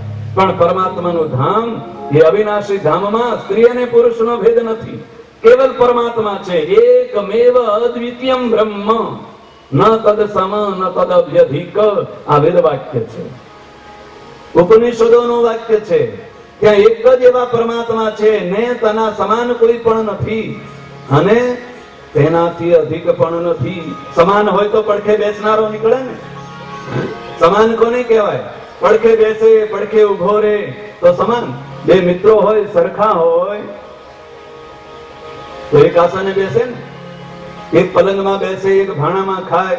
પણ બાપ ને દીકરો હોય તો બાપની પાસે કઈ દીકરો થોડો બેસે, ખોળામાં બેસે નાનું બાળક હોય ત્યારે, પણ બાપની તો મર્યાદા રાખવી પડે. એમ પરબ્રહ્મ પરમાત્મા ભગવાન પુરુષોત્તમ નારાયણ આ જીવાત્માનો પરમ પિતા એ પરમાત્મા અને જગતના અનંત જીવાત્માઓના એ અંશ સ્વરૂપ એવા જીવાત્માઓ જેને અક્ષર મુક્તની સંજ્ઞા પ્રાપ્ત થઈ છે, એવા અક્ષર મુક્તો ભગવાનના ધામમાં પરમાત્માના એવા દિવ્ય સ્વરૂપને પ્રાપ્ત કરે, એવા દિવ્ય સ્વરૂપનું ધ્યાન અને ભજન કરે, એવું ભગવાનનું ધામ એ અવિનાશી ધામ, જેને અક્ષરધામ કહેવાય છે. એ અક્ષરધામને કોણ પ્રાપ્ત કરે છે? જેના હૃદયમાં એકાંતિકી ભક્તિ. એક જ ભક્તિનું નામ તો અર્થનો તો અનુસંધાન કરો થોડા. કેવી ભક્તિ કહેવાય છે? એકાંતિકી. એકની પાસે જઈને બેસવાનું, બેની પાસે નહીં. જ્યાં બે છે ને એ નાશવંત, એ અવિનાશી નથી. એકાંતિકી ભક્તિ, એક જ સ્વરૂપે પરમાત્માનું સ્વરૂપ જ્યાં બિરાજમાન છે, એકમેવ અદ્વિતીયમ, એવા જે ભગવાનનું દિવ્ય સ્વરૂપ, એ સ્વરૂપની જે ઉપાસના કરે, એ સ્વરૂપની જે ભક્તિ કરે, એક જ સ્વરૂપની ભક્તિ, એક જ સ્વરૂપની ઉપાસના, એનું નામ એકાંતિકી ભક્તિ. જો એ સ્વરૂપને બે કર્યા તો ભેદ થઈ ગયો, તો એકાંતિક ભક્ત પણ ન કહેવાય. શબ્દનો અર્થ જ જતો નથી, શબ્દ જ ઉડી જાય. જો બેની ઉપાસના કરવા મળે, બેનું ધ્યાન કરવા માંડી પડે તો એકાંતિક ભક્ત નું કહેવાય. અને સ્વામિનારાયણ ભગવાન વારંવાર કહે છે, એકાંતિક ભક્ત થશે ત્યારે જ અક્ષરધામમાં પ્રવેશ કરી શકાશે. યાદ રાખજો, એક અંતિક, એક એવા પરબ્રહ્મ પરમાત્મા ભગવાન પુરુષોત્તમ નારાયણ, એનો અંતિક એટલે એનો આશ્રિત થાય, એનો શરણાગત થાય, એને અક્ષરધામની પ્રાપ્તિ થાય. હા, બેની વાહે બહડા તો હોય, એને ગહડાવાનો જ વારો આવે. એક પશ્ચિમમાં ખેંચી જાય, એક પૂર્વમાં ખેંચી જાય. એટલે પરમાત્મા તો એક જ છે, અદ્વિતીય છે. અને પરમાત્મા કોઈ દિવસ એક ને બે, નાના અને મોટા, આસિસ્ટન્ટ અને સેક્રેટરી અને ફલાણા એવું કઈ છે જ નહીં પરમાત્માની પાસે. રાષ્ટ્રપતિ ને ઉપરાષ્ટ્રપતિ ને એવું તો જગતમાં હોય. હા, ભગવાનની પાસે બ્રહ્માંડમાં ક્યાંય ઉપ ભગવાન નથી, ઉપ પરમાત્મા ક્યાંય છે જ નહીં. પરબ્રહ્મ પરમાત્મા એક જ છે, સર્વેશ્વર, સર્વ અવતારના અવતારી એવા જે ભગવાન પુરુષોત્તમ નારાયણ, એની ભક્તિ જ્યાં સુધી જીવના ન આવે ત્યાં સુધી એકાંતિકી પણ ન આવે, અને એકાંતિક ભક્ત ન થવાય ત્યાં સુધી અક્ષરધામની પ્રાપ્તિ ન થાય. પરમાત્માના સ્વરૂપને સમજવા માટે શાસ્ત્રનો આશ્રય લેવો પડે, શાસ્ત્રને સમજવું પડે, પરમાત્માના વચનને સમજવા પડે. પોતાની જડ બુદ્ધિથી નક્કી કરી નાખેલા હોય એ સિદ્ધાંત ભગવાનની પાસે કામ ન આવે. પરમાત્માના સ્વરૂપના સિદ્ધાંતને સમજી અને એકાંતિકી ભક્તિ કરે, પરમાત્માનો આશ્રય કરે, એને અક્ષરધામની પ્રાપ્તિ થાય.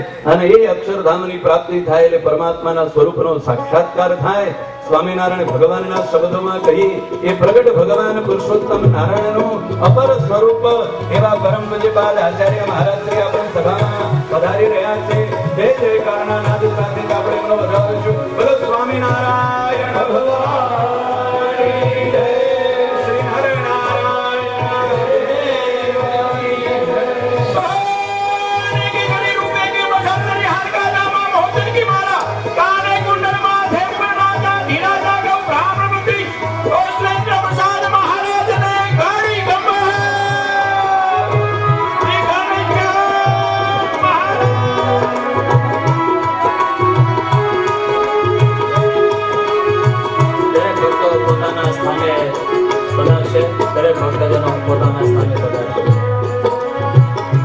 બોલો સ્વામિનારાયણ ભગવાનની જય.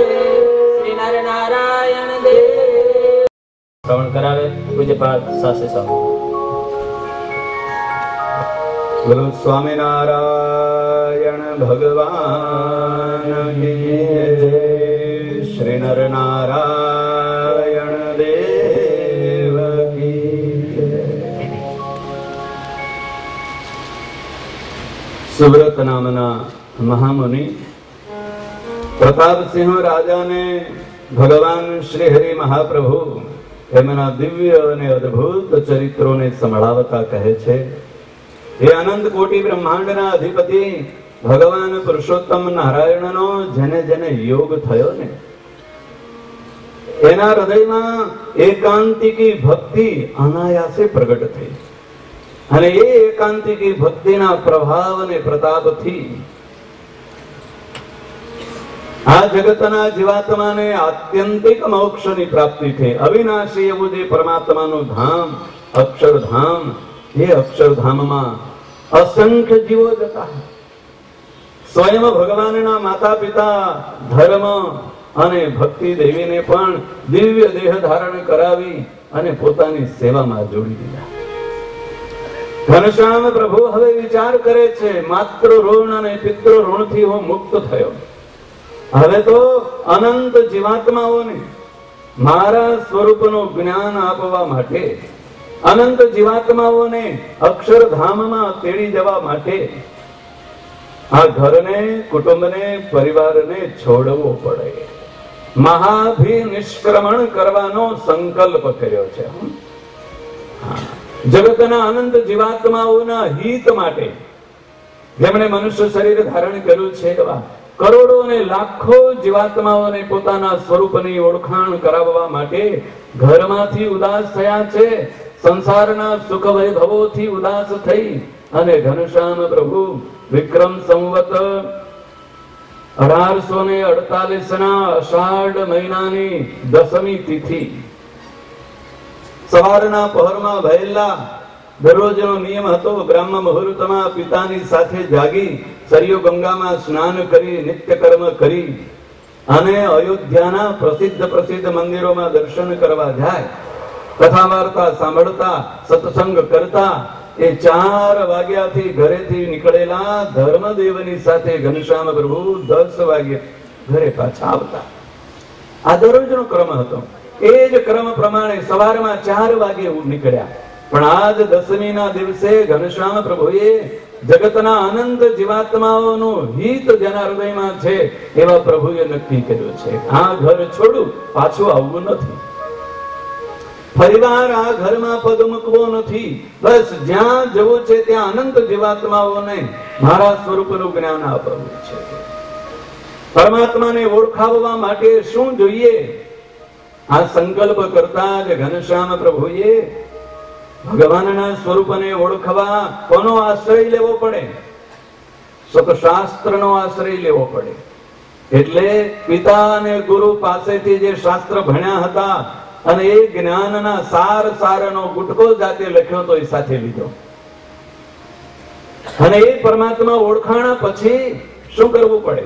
પરમાત્માની સેવા, પૂજા ને અર્ચના કરવી પડે.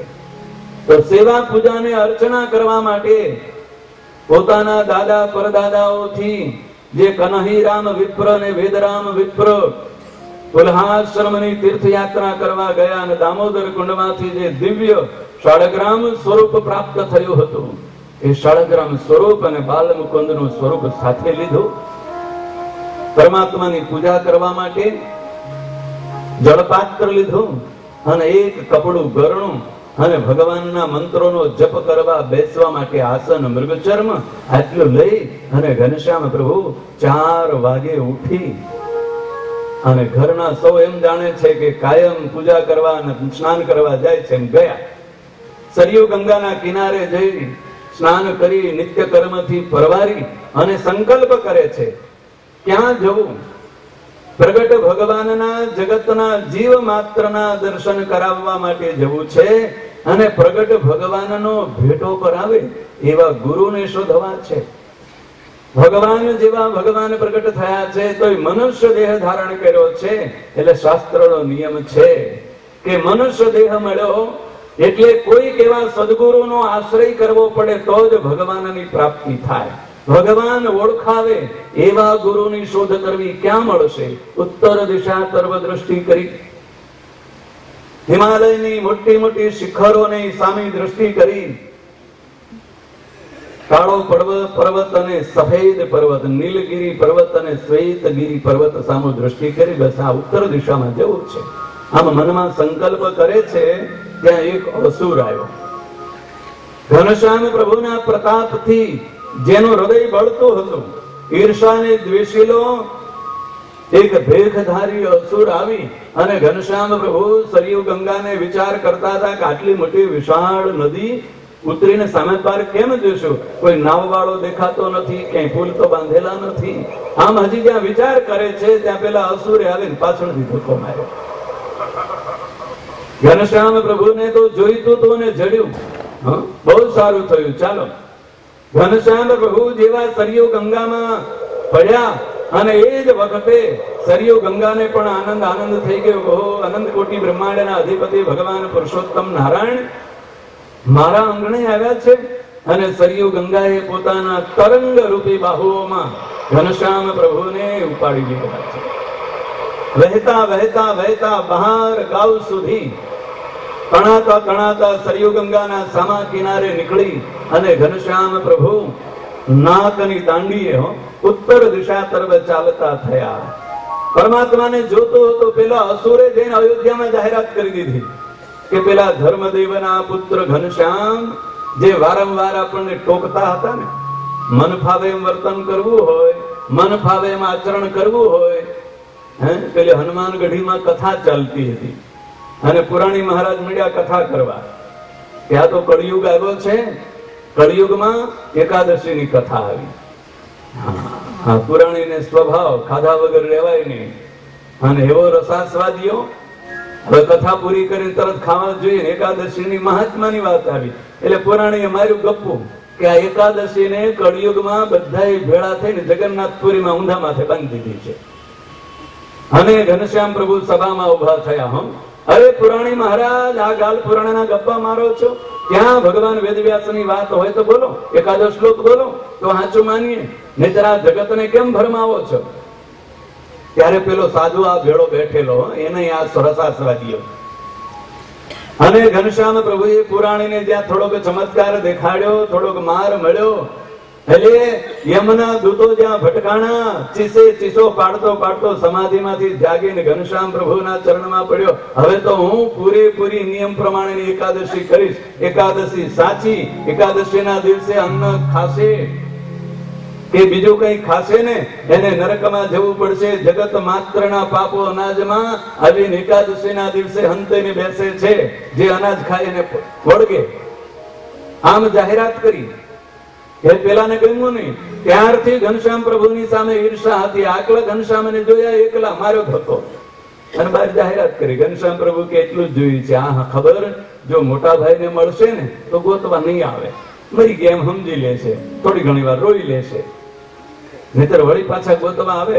અને ઘનશ્યામ પ્રભુ દેહની આસક્તિને છોડી, કુટુંબ પરિવારની મમતાને છોડી, જગતના અનંત જીવાત્માઓના હિત માટે, જગતના અનંત જીવાત્માઓના કલ્યાણ માટે મહાભિનિષ્ક્રમણ કરીને કુટુંબ પરિવાર છોડીને વનમાં તપ કરવા માટે નીકળી પડ્યા છે. એકાદશીનો દિવસ નિરાહાર વિતાવ્યો, ચાલતા જ રહ્યા છે. નિર્જળા એકાદશી કરી, નિયમની એકાદશી હતી. અષાઢ સુદ એકાદશીના દિવસે ઘનશ્યામ પ્રભુએ 4 નિયમો ધારણ કર્યા કે જ્યાં સુધી પ્રગટ ભગવાનને ઓળખાવે એવા ગુરુ ન મળે ત્યાં સુધી અનાજ ખાવું નથી. 7 વર્ષ સુધી ઘનશ્યામ પ્રભુ નીલકંઠ વર્ણી મહાપ્રભુ નામ ધારણ કર્યો, અનાજ નથી જેમાં.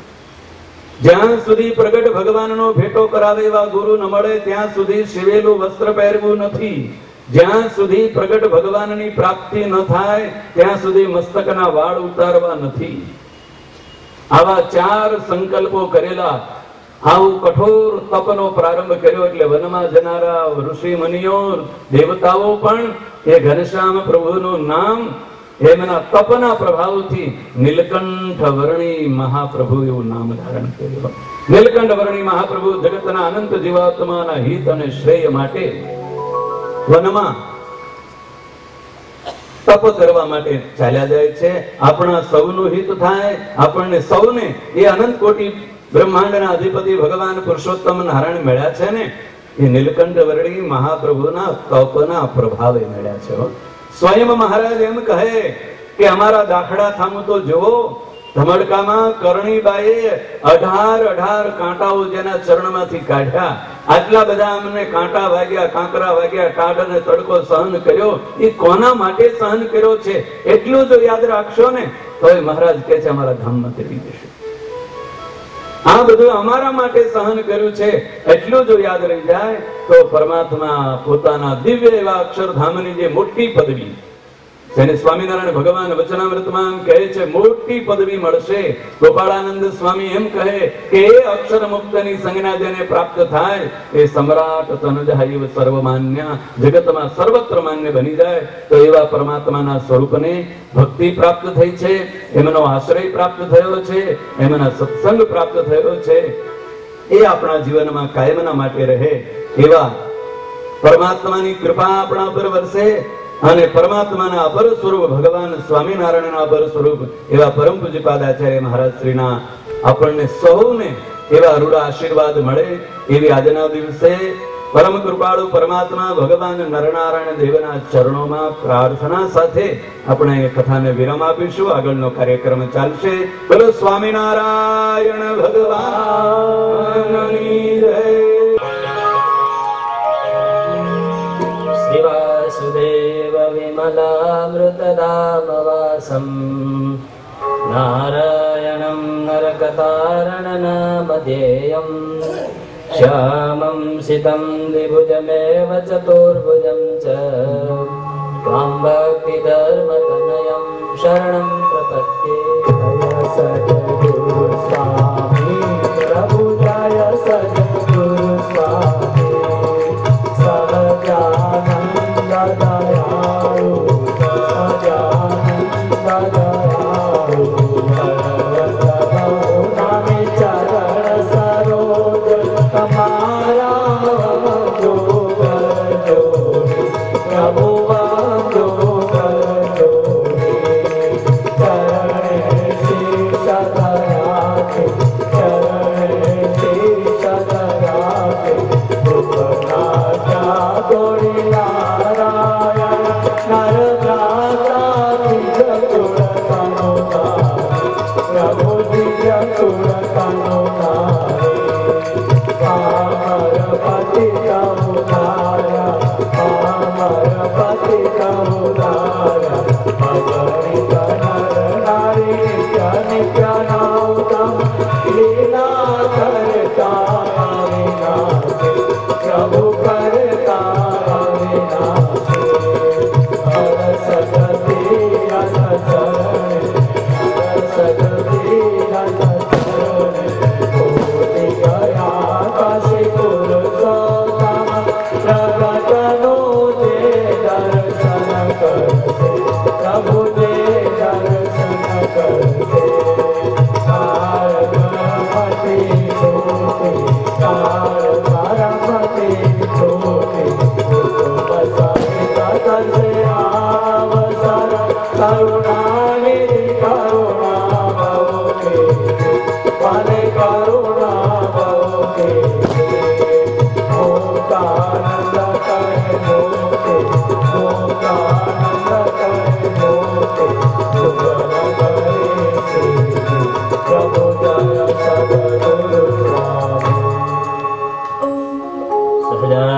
સ્વામી મહારાજ.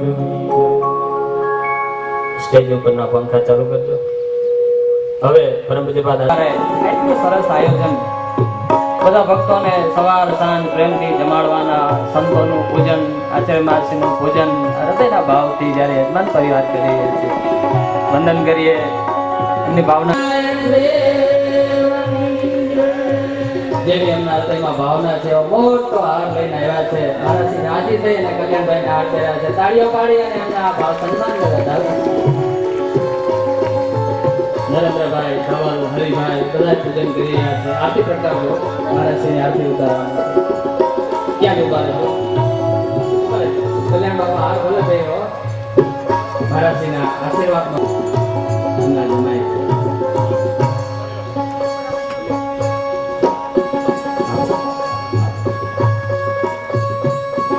આરતી પ્રગટાવજો.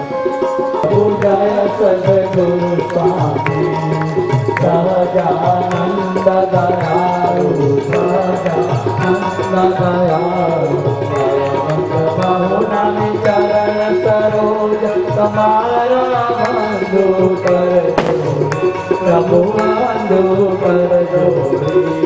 ચરણે શેષ ધર્યાતી, ચરણે શેષ ધર્યાતી, સુખનાશા તોડી નારાયણ દ્વિજ કુળ તનુ ધારે, પ્રભુ દ્વિજ કુળ તનુ ધારે.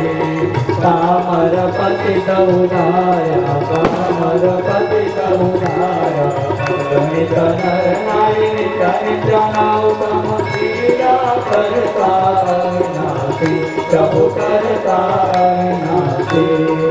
અરસત તીરથ ચરણે, અરસત તીરથ ચરણે, કોટી ગયા કશે પુરુષોત્તમ, પ્રગટનું જે દર્શન કરશે, પ્રભુ જે દર્શન કરશે.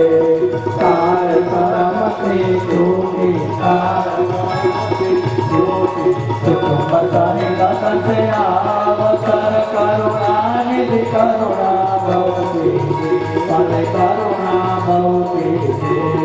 મોકાનંદ કરે મોક્તિ, મોકાનંદ કરે મોક્તિ, સુખમ કરી પ્રભુ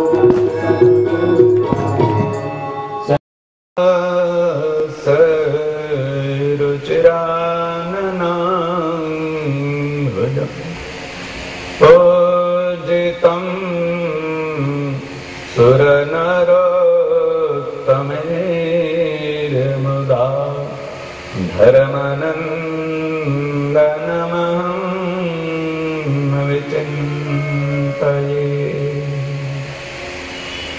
ઓમ શ્રી સ્વામિનારાયણાય નમો નમઃ. ઓમ શ્રી નરનારાયણાય નમો નમઃ. ઓમ શ્રી હરે કૃષ્ણાય નમો નમઃ. ઓમ શ્રી પૂર્ણ પુરુષોત્તમાય નમો નમઃ. બોલો સ્વામિનારાયણ ભગવાન કી જય. શ્રી નરનારાયણ દેવ કી જય. શ્રી ઘનશ્યામ મહારાજ કી જય. શ્રીમદ સત્સંગી જીવન ધર્મશાસ્ત્રમાં શતાનંદ મુનિ ભગવાન શ્રી હરિ મહાપ્રભુના દિવ્ય ચરિત્રોનું વર્ણન કરે છે. સુવ્રત નામના મહામુનિ જગન્નાથપુરી જેવા પવિત્ર તીર્થ ક્ષેત્રમાં આ જ ચરિત્રોને પ્રતાપસિંહ રાજાને સંભળાવતા કહે છે કે અનંત કોટી બ્રહ્માંડના અધિપતિ એવા ભગવાન પુરુષોત્તમ નારાયણે જગતના અનંત જીવાત્માઓના શ્રેય માટે મનુષ્ય શરીર ધારણ કર્યું છે. અનંત જીવાત્માઓને આત્યંતિક મોક્ષની પ્રાપ્તિ થાય અને પોતાના સ્વરૂપને ઓળખે એટલે મનુષ્ય શરીર ધારણ કરીને પરબ્રહ્મ પરમાત્મા ભગવાન પુરુષોત્તમ નારાયણ 11 વર્ષ સુધી છપૈયાના અયોધ્યામાં માતા પિતાની સાથે રહ્યા. 11 વર્ષની ઉંમર પછી એ પ્રભુ જગતના અનંત જીવાત્માઓને મોક્ષ અપાવવા માટે, પોતાના સ્વરૂપને ઓળખાવવા માટે કુટુંબનો ત્યાગ કરીને મહાભિનિષ્ક્રમણ કરી અને વનમાં વિચરણ કરે છે. વનમાં એવા કઠોર અને ઉગ્ર તપનું આચરણ કર્યું છે.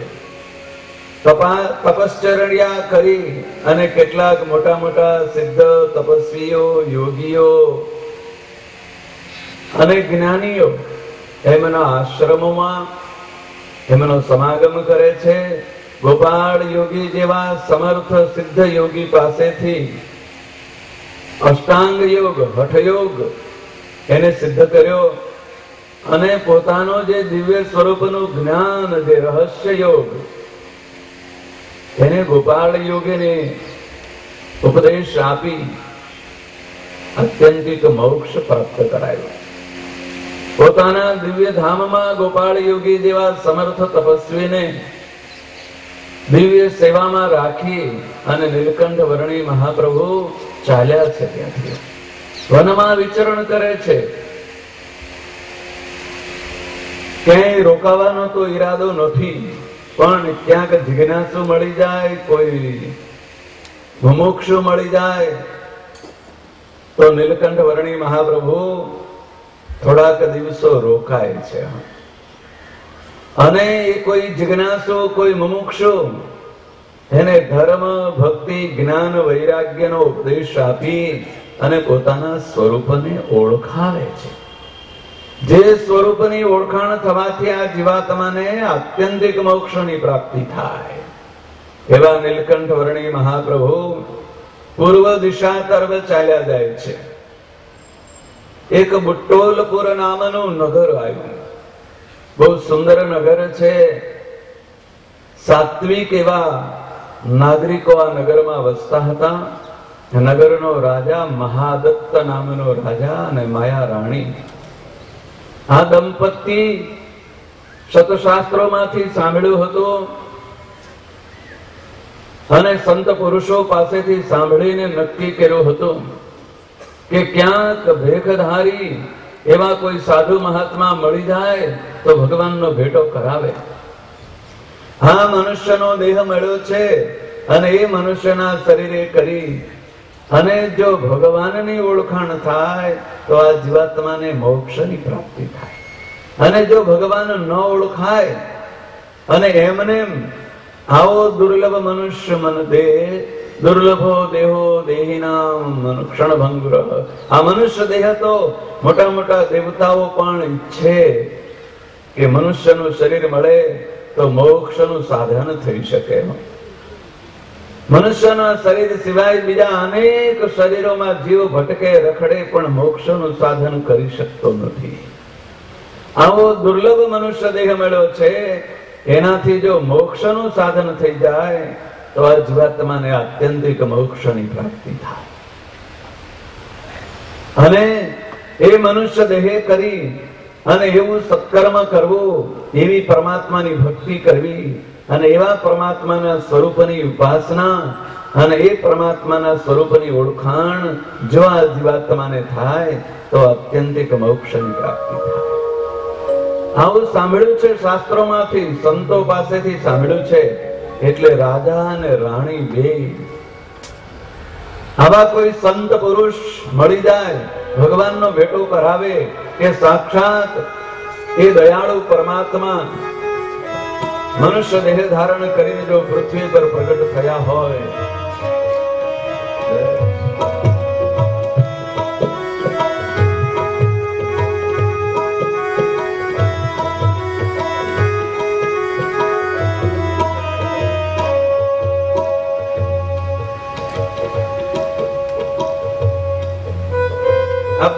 પોતાના સ્વરૂપનો ભેટો કેમ થાય?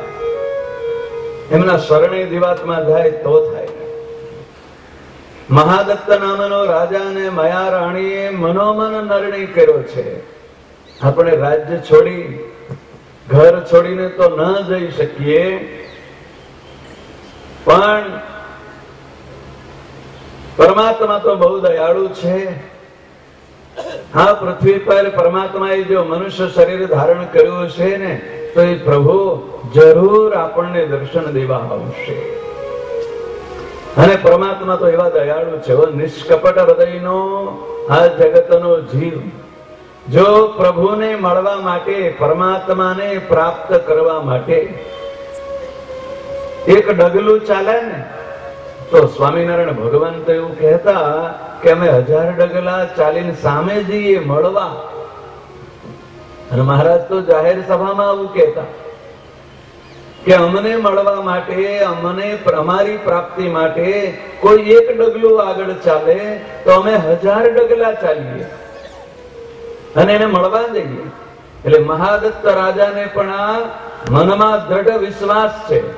મહારાજ આવી વાત કરતા ને સભામાં, 500 પરમહંસો બેઠા હોય સભામાં, હજારો ભક્તો બેઠા હોય, કાઠી દરબારો બેઠા હોય, એમાં સુરો ખાચર મોટી ફાંદ વાળા મહારાજની આરે થોડોક સખા ભાવ, મિત્રતાનો ભાવ. સ્વામિનારાયણ ભગવાન આવી વાત કરે, અમારો સ્વભાવ એવો છે કે અમને મળવા માટે કોઈ એક ડગલું ચાલે તો અમે 1000 ડગલા ચાલીને તેને મળવા જઈએ.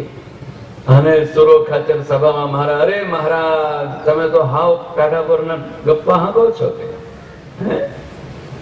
અને મહારાજ કે અરે ઢોલ, મોટી ફાંદ હતી ને મહારાજની હેત, એટલે સભામાં એમ કે આ ઢોલ જેવો છે. અરે ઢોલ કે અમે શું ખોટું બોલ્યા? બોલ કે ક્યારે ખોટું બોલ્યા? ત્યારે સુરો ખાચર કહે છે, મહારાજ મારા ઘરે નાગડકા લઈ દેવા હું ક્યારનો વાહે વાહે ફરું છું, એ કોઈ દિવસ નો આવ્યો. તમે તો એમ કહો છો કે એક ડગલું ચાલે ને 1000 ડગલા સામે જઈ. મારે તેડી દેવા છે ને મારા ગામ તો આવ્યા નહીં, હું તો વાહે વાહે ફરું છું. કેટલા દિવસથી તમારી વાહે વાહે ફરું છું, જ્યાં જાઉં ત્યાં આવું છું. મહારાજ કહે છે તારી વાત અડધી સાચી, વાહે ફરે છે પણ જગતનો લોચો લઈને ફરે છે બધું. હા, બધા બાપુ બાપુ કહે, હા સભામાં બધા હાર પહેરાવા ઉભો કરે કે ઓ આ તો લાકડકાના લોયાના રાજા, હા સુરો ખાચુરા બાપુ કે એટલે આવે છે. અને સારું સારું ખાવાનું મળે છે, કે જ્યાં જાય ત્યાં માન મળે ને સન્માન મળે ને ખાવાનું મળે ને એ બધું મળે છે, એટલે વાહે વાહે ફરે છે. આ છોડ્યું ક્યાંય? જગતને છોડીને પરમાત્માને મેળવવા એક ડગલું ભરે. એક દિવસ તો છોડી જવો ઘર, એક દિવસ તો જગતની વાસના છોડો. ક્યાં છૂટે છે? કુટુંબ પરિવાર છૂટી જાય, કારણ કે એમાં સ્વાર્થ ન દેખાય. ધન સંપત્તિ એ છૂટી જાય, ઘર બાર છોડી દે ઘણા બધા, પણ જગતની આસક્તિ નથી છૂટતી. ધન સંપત્તિની આસક્તિ છૂટી દે, કુટુંબ પરિવારની આસક્તિ છૂટે, પણ જગતની છૂટવી જોઈએ. હા, જગતમાં તો કેટલું બધું ફેર્યું છે. એકલો બાયડી છોકરા નથી, એકલો ધન સંપત્તિ નથી, કુટુંબ પરિવાર નથી, બીજું બધું કેટલું બધું ફેર્યું છે. એનાથી મોટું બળવાન હા પેલું તો હારું ન હોય, છૂટી જાય, પરાણે છૂટે. બીજું તો કેટલું બધું ફેર્યું છે. મને મારા વખાણ થાય, મને સન્માન મળે, યશ મળે, કીર્તિ મળે, નામ ના મળે. આ ક્યાં છૂટે? યશ, કીર્તિ, નામ